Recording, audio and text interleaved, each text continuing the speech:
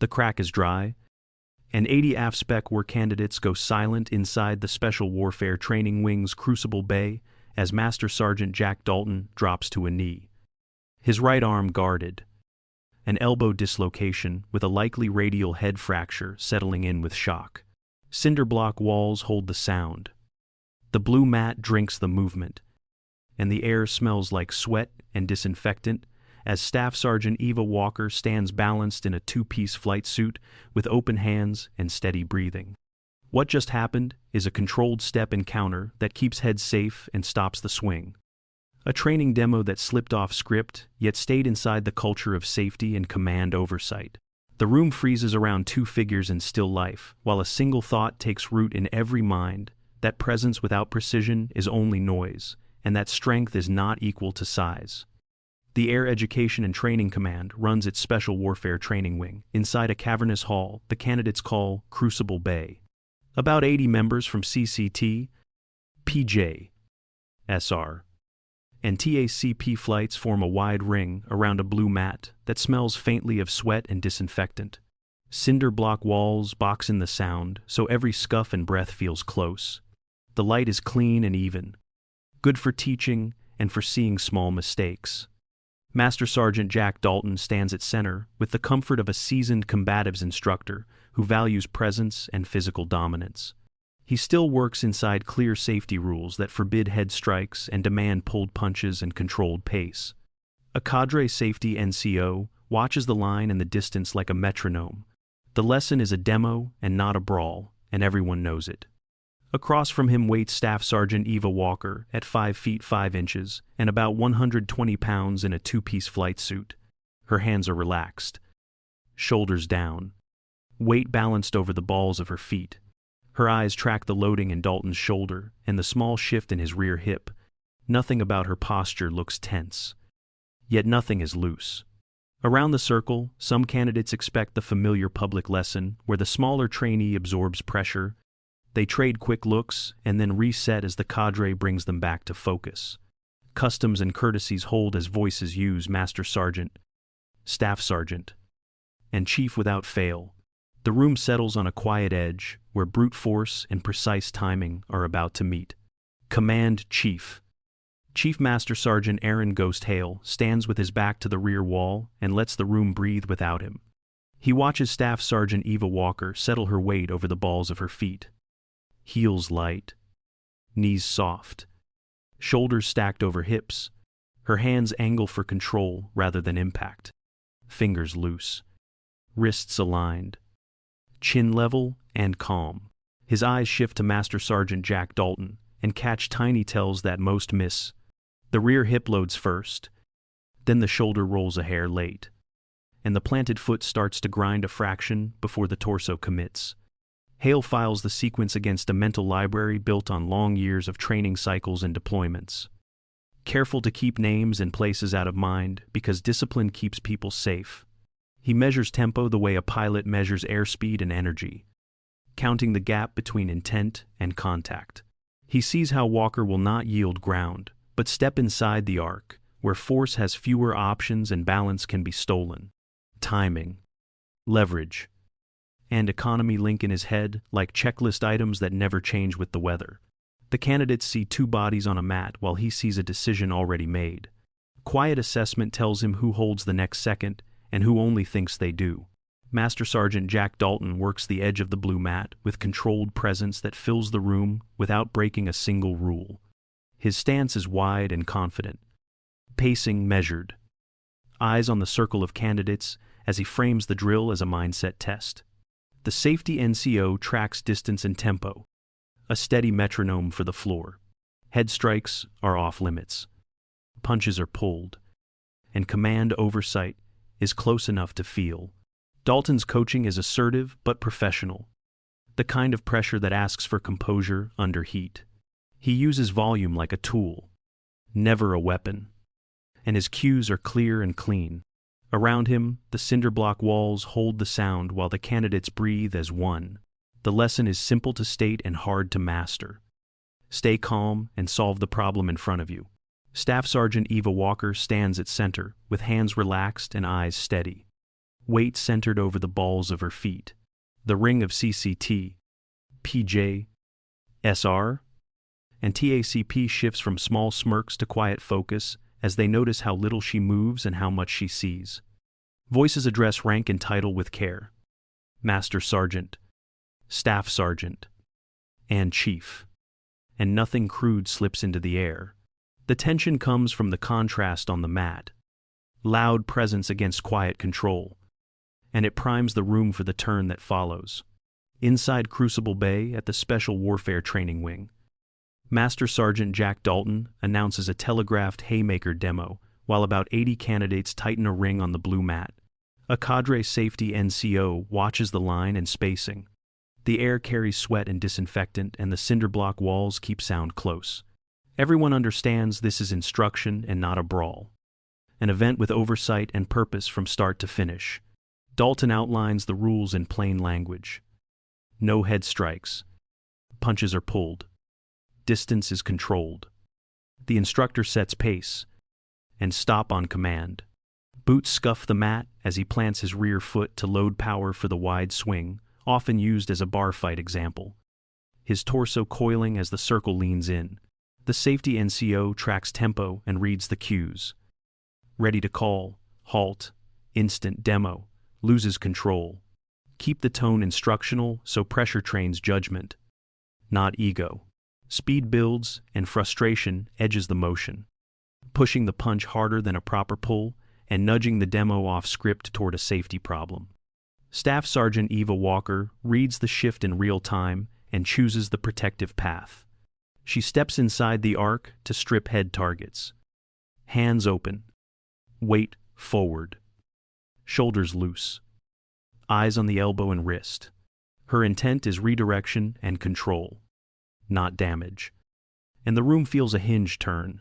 Staff Sergeant Eva Walker steps into the arc before the wide swing can reach full travel. Her left hand clamps the wrist along the radial ulnar line, thumb and fingers setting a clean grip. Her right hand lands at the elbow point of control. Not a strike. Just contact that turns force into a hinge. She pivots on her lead foot and lets her hips rotate as the rear heel makes a small turn that finishes the movement. Dalton's momentum rides into the joint where leverage is cruel to bad angles. His center of gravity tips forward, while hers stays stacked and calm. There is no hit and no need for speed. Open hands, relaxed shoulders, and steady breath keep the motion smooth. The joint gives with a sharp internal shift consistent with an elbow dislocation and a likely radial head fracture. Then she bleeds off pressure. Walker stabilizes him to protect the head from the mat, guiding the descent with controlled contact at wrist and triceps. She releases once balance is recovered and steps clear for the safety check. Her bearing stays professional, eyes scanning the floor and the circle as the room tries to catch up to what it just saw. Ranks remain correct, and the setting stays what it is. A training demo that drifted off script and was brought back by judgment. The message is not damage but control through timing and structure. In the stillness that follows, 80 candidates understand that a wrist and elbow linkage with a hip pivot can steal power from size, and they feel how skill met opportunity without luck. 2 medics step onto the blue mat as the ring of candidates opens smoothly. The safety NCO clears space, confirms stop on command, and watches distance. Boots hush on vinyl while cinder block walls hold the quiet. Master Sergeant Jack Dalton breathes through shock as Staff Sergeant Eva Walker takes 1 pace back and resets her stance. The medics run a fast check consistent with training TCCC. They note alertness, airway, and breathing. Then focus on the deformity at the elbow with skin intact and pulses. 1 medic controls the scene, while the other builds a vacuum splint that captures the joint above and below. A sling goes on. A cold pack settles over fabric. And pain management is planned for at the clinic. Walker gives a concise report to the safety NCO that the situation is controlled with an apparent elbow dislocation and a likely radial head fracture. She adds that the head never took contact and that the motion ended under control. Dalton is stabilized and ready to move, and the path to the door is kept clear by the circle. Calm procedure replaces adrenaline. and the room understands why discipline is the first tool on any mat. Command Chief. Chief Master Sergeant Aaron Ghost Hale steps off the rear wall, and the candidates open a clean path across the blue mat inside Crucible Bay. Posture tightens to attention where appropriate, and instructors hold the room with quiet hands. Hale stops at center, lifts a rugged tablet, and lets the silence settle before he speaks in a steady cadence that needs no volume. Every detail he offers is unclassified and deliberate. He identifies Staff Sergeant Eva Walker as AFSOC and notes prior attachment to a JSOC task force without unit names or mission descriptions. He reads what is authorized and nothing more. Awards include Air Force Cross, Silver Star with 1 oak leaf cluster, Bronze Star with V device and 2 oak leaf clusters, and Purple Heart with 1 oak leaf cluster. The tablet screen stays in his hand and never becomes a display for the room. Hale explains that Walker stands here today as an assessor sent to evaluate the combatives program on behalf of higher authority. The purpose is clear and simple. Measure whether training builds effective operators who manage risk with timing and leverage, rather than rewarding brute force alone. He reminds the floor that OPSEC and InfoSec are habits, not events, and that respect for those habits keeps teammates alive. The candidates absorb the message in quiet, and the shock of a moment turns into the start of institutional learning. Command Chief. Chief Master Sergeant Aaron Hale stands on the mat and makes the purpose plain and steady. Unhurried words that carry to every corner. Staff Sergeant Eva Walker is not a candidate. She is an assessor authorized through AFSOC to evaluate the combatives program on behalf of SOCOM. Hale speaks as the senior enlisted leader with the commander's authorization, staying inside OPSEC and offering only unclassified facts that the room is cleared to hear. He outlines the scope of the assessment in simple terms that need no embellishment. The task is to determine whether training here produces effective operators who manage risk with timing and leverage, or whether it rewards brute force that fails under pressure. He references what all just witnessed on the blue mat as an example of correct judgment under a shifting tempo. No unit names appear, no locations are mentioned, and no classified tactics are described. The candidates absorb the shift as posture loosens from surprise into attentive respect.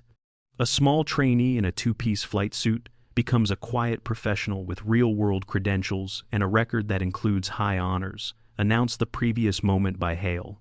Ranks and titles stay correct as Master Sergeant, Staff Sergeant, and Chief move through the space with crisp courtesies.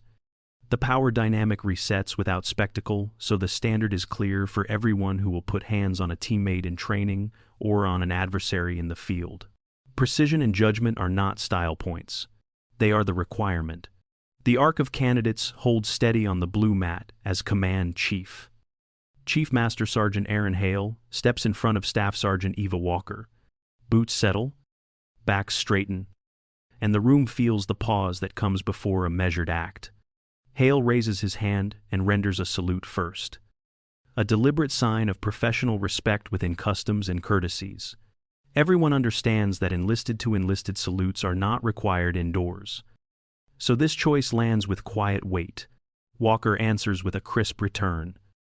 Eyes steady, hands controlled, posture clean in the center of the circle. She lowers her hand and relaxes to the position of attention while the air stays still enough to hear breath. There are no grand words. No reveal of anything that does not belong in the open. Only protocol done right. The meaning is simple and hard to miss. A senior enlisted leader honoring a junior NCO for judgment and precision. And the lesson settles into the floor where people train. The medics begin the short evac with a hinged elbow brace ready, and the line opens cleanly for movement. Boots shift just enough to clear a corridor across the blue mat while the room stays quiet and controlled. Master Sergeant Jack Dalton breathes steady as the splint and sling keep the joint secure. The cinderblock walls hold the hush like a lid.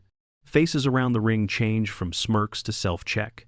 CCT, PJ, SR, and TACP candidates square their shoulders and watch the process with new attention to detail.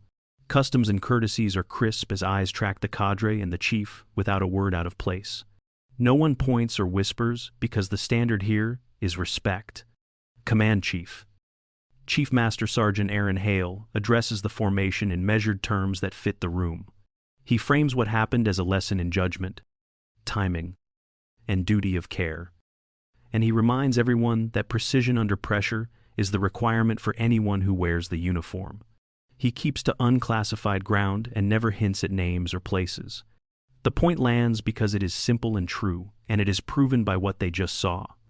Staff Sergeant Eva Walker stands at the edge of the mat with professional bearing, breathing even, hands relaxed. Her calm sets the tone more than any speech could, and the candidates meet her quiet with their own. If you believe that skill saves lives, type the word competence and carry that habit into your next rep. Accountability and humility live here, and the profession is stronger when both are practiced. Late afternoon light sits low in the unit library at the Special Warfare Training Wing. Master Sergeant Jack Dalton walks in with clinic clearance for light duty, moving carefully with a hinged elbow brace and a short swing of the arm. Range is limited by design, and he protects the joint with small, deliberate motions. The room holds a soft HVAC hum and the faint scent of paper and cleaner. At a table near the stacks, Staff Sergeant Eva Walker reviews biomechanics notes and training outlines. Dalton approaches with professional bearing and owns the mistake that led the demo off script. Not with drama, but with clarity.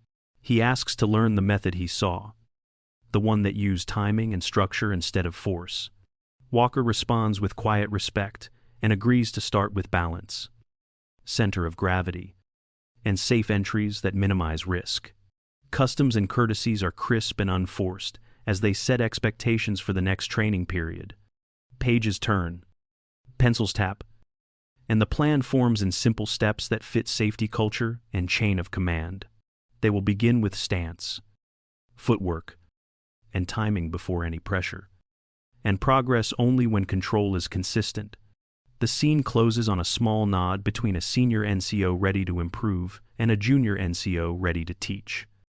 An exchange that feels steady, humble, and professional.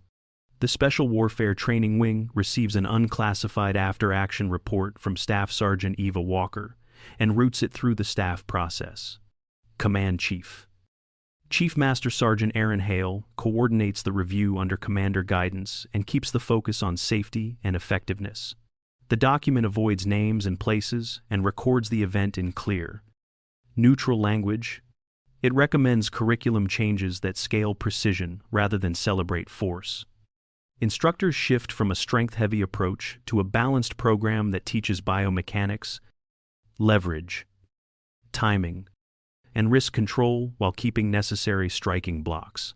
Safety SOP remains the anchor, with clear rules for contact levels, pace, and stop on command.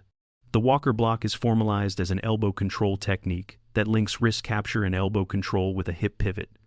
It is taught with step-by-step demonstrations, slow walk repetitions, partner drills, and safety checkpoints that include tap signals, controlled entries, and instructor oversight.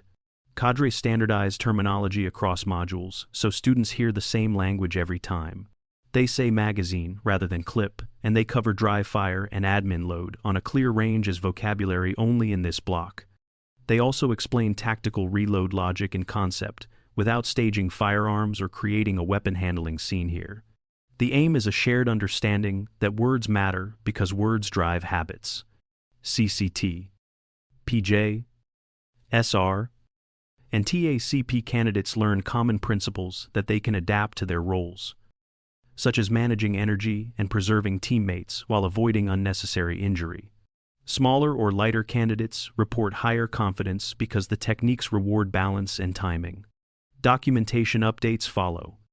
Train the trainer sessions, certify cadre, and a short evaluation loop measures control, safety, and decision-making rather than raw force. The result feels systematic and professional.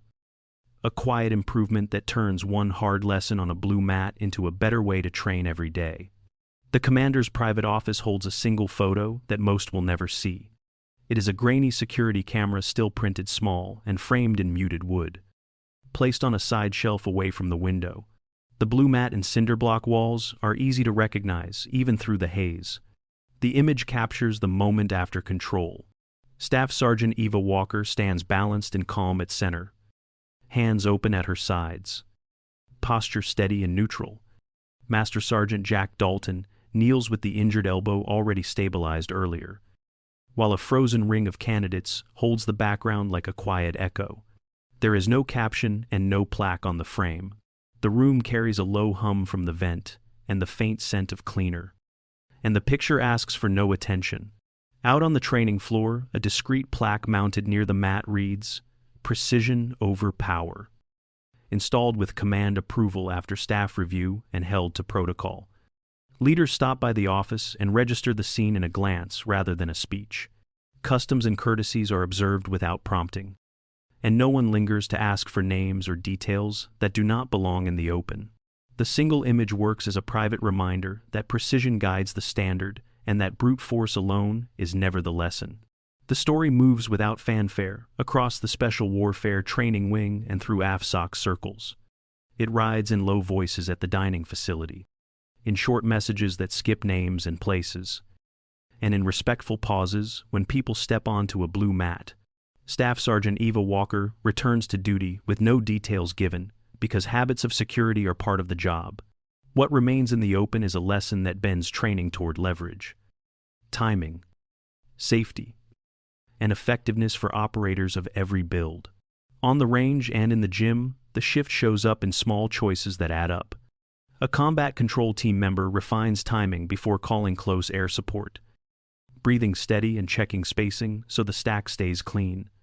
A pararescueman moves through the march sequence with calm hands, managing airway and bleeding while conserving motion to keep teammates fresh for the carry.